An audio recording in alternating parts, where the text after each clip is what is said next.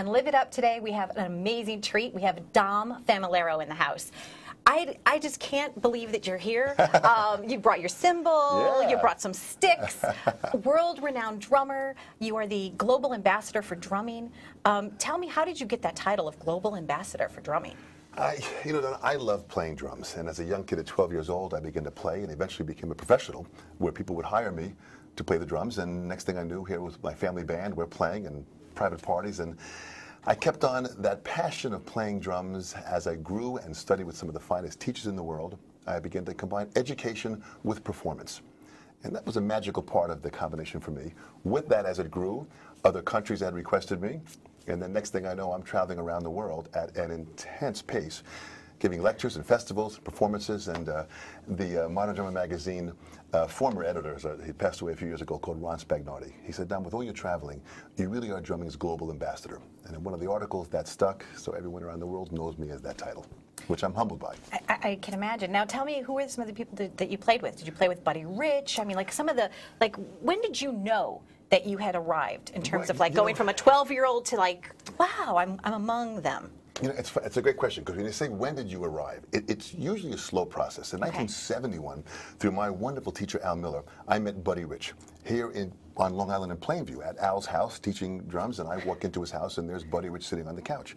So my jaw dropped and I met this great king of drumming, and from that show and that performance that he had played that night, to sit backstage and watch him perform really was a stepping into the world of magic.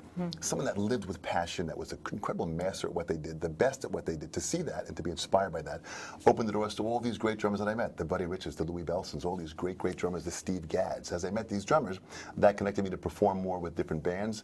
As I was in New York with B.B. King and George Benson and so many great talented players, with that I began to teach more and writing books, and it's just kind of really gradually grown from there. That still now I'm a student of the art form, still growing and still learning and still having an incredible amount of fun. So you're still arriving. I'm still Now, what do arriving. you do in terms of your hands? I mean, your hands are like a precious instrument for you, correct? Because it's through your hands that you're able to play your instrument. Is there like special care that you give them? Like, do you wear like certain, lotions or like massages? Like, how do you keep your hands in shape? Like an athlete, right? How do you keep them in shape so they don't cramp? This is a physical instrument. The students that I have that I teach, I tell them I teach drumming Olympics.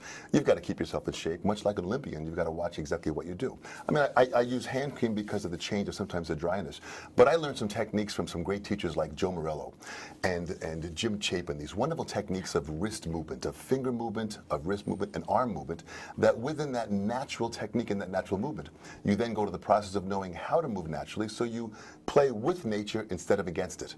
And with that, that allows you to breathe with your movement, much like a dancer. As my sister, who's a dancer, and she taught me some dance movements, that dance and the art of movement kind of brings it into poetry and motion. So you just kind of do what you do and feel it and go for it. And it's beautiful to watch a drummer. It's great to hear a singer, but you're right. The drummer is just almost like back there, moving, and, right? It's poetry in motion. I mean, it really is that. And all these great drummers that I've witnessed, and many of them that I've taught, is a matter of that.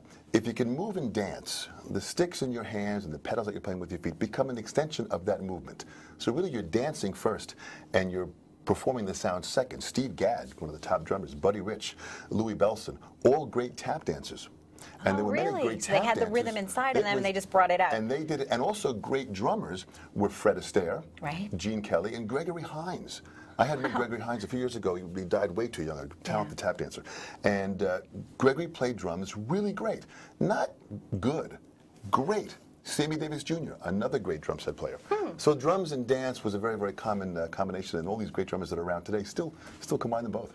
Now tell us a little bit about your book, please. The Cycle of Self-Empowerment. What does this mean to you? Well, the cycle of self-empowerment, those arrows is the ongoing driven cycle that we all live in, and how we empower ourselves, from being passionate about something to your dream and your vision. And I began to talk about these ideas with my students. From there, I began to do these lectures around the world, and people would ask me about my philosophy of self-empowerment. So the book wasn't written. The ideas were just discussed ideas. As these ideas worked and students began to become self-empowered, I then began to notate this to eventually the book wrote itself. It's beautiful. Absolutely beautiful. And you have brought some sticks with us, so I are did. you going I've to got play? some sticks, and if you'd like it, I would be honored. Okay. We've got a set of hi-hats here. I use the Sabian HHX, and this is a wonderful sound of cymbals here. I just got to warm me up. You're like a bartender. It's like, hey! That's a nice little flip. Drink, right? Yeah, you're going to have to show me some things behind the set, how to do some flips. Well, So. it's a tool, and with this tool, with the sound of hi-hats, and there was a great old drummer by the name of Papa Joe Jones, and he was the one that really kind of invented the hi-hat to raise it up and bring this to a part of another voice on the drum set. And this is just one sound.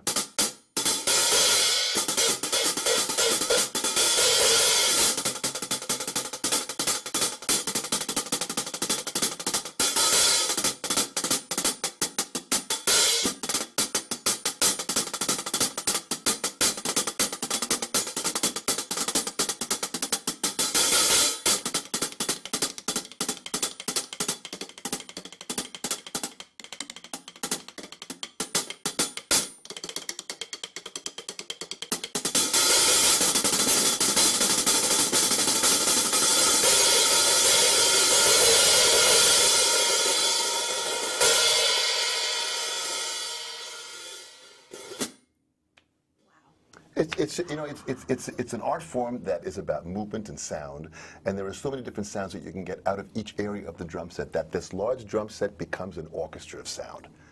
And by playing that and inspiring people through music, and as I go out and do these lectures with the cycle of self-empowerment, I combine drumming and the words that I have learned in these philosophies from all these great master musicians that I've worked with and that I've had the chance of studying with. I get it. I totally felt it, and I'm sure our audience did too. Thank you so much for being here. Thank you so much. I want to try. I told you I played drums when I was a kid, right? And then you were saying that I was holding the drumstick well, you're this way. holding it in traditional grip, which is absolutely wonderful. And, and if you try it and just kind of see if you can bring back some of your youth, that sense of drumming passion. Just all right, I'm going for it. All right, here we go. All right, ready? Let it rip. Woo! Thanks for being here. You're there. Thank you so much. Thank you.